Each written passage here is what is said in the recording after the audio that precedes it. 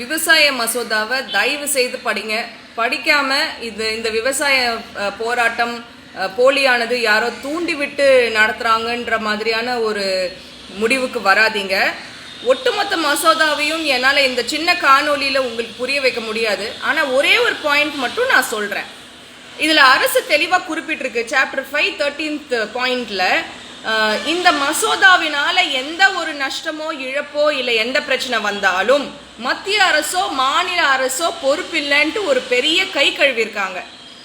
எந்த விவசாயியும் இது குறித்து எந்த ஒரு கோர்ட்லையோ கேஸ் போட முடியாது அப்படிங்கிற தெளிவாக அந்த பாயிண்ட்ல கொடுத்துருக்காங்க.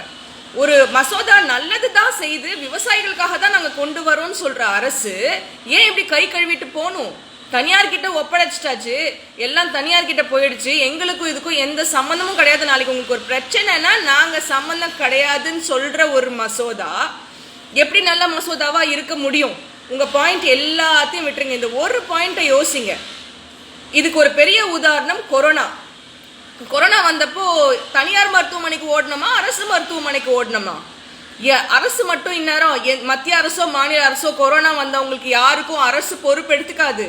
எல்லாத்தையும் நாங்கள் தனியார்கிட்ட ஒப்படைச்சிட்டோம், இது மேலே இதுக்கும் எங்களுக்கும் எந்த சம்பந்தமும் கிடையாது, எங்கள் மேலே யாரும் எந்த கேஸும் இது குறித்து போட முடியாது, எதா இருந்தாலும் நீங்கள் தனியார்கிட்ட போங்கன்னு சொல்லியிருந்தா நம்ம நிலைமை என்ன ஆயிருக்கும்னு பாருங்க. எத்தனை தனியார் மருத்துவமனைகள் முன் வந்தன, எத்தனை மாதங்கள் கழித்து திறக்கப்பட்டன தனியார் மருத்துவமனைகள். அதே தான் இங்கே நடக்கும். அதை விட இது பெரிய பிரச்சனை.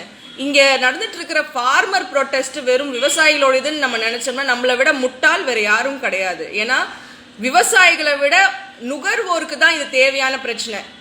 விவசாயிகளாவது அவங்க விளைவிக்கிற பொருட்களை எடுத்து வச்சு சாப்பிட்டுப்பாங்க. நம்ம கையேந்தி நிற்கிறோம், பிச்சை எடுத்துட்டு இருக்கோம் அவங்க கிட்ட.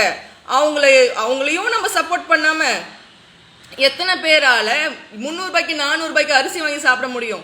ஏற்கனவே அத்தியாவசிய பொருட்கள்ல இருந்து வெங்காயம், உருளைக்கிழங்கு, எண்ணெய் வகைகளை எடுத்தாச்சு. இது மூணும் மிக அத்தியாவசியமான பொருள் நம்ம எல்லாருக்கும் தெரியும். எவ்வளவு காசு கொடுத்து இதை வாங்குவோம்? அதனால தயவு செய்து சொல்றேன், விவசாய மசோதாவை படிங்க. படிக்க முடியலையா அங்க இருக்கிற குளிர்ல போராடிட்டு இருக்கிற ஃபார்மர்ஸை கொச்சப்படுத்தாதீங்க தயவு செய்து.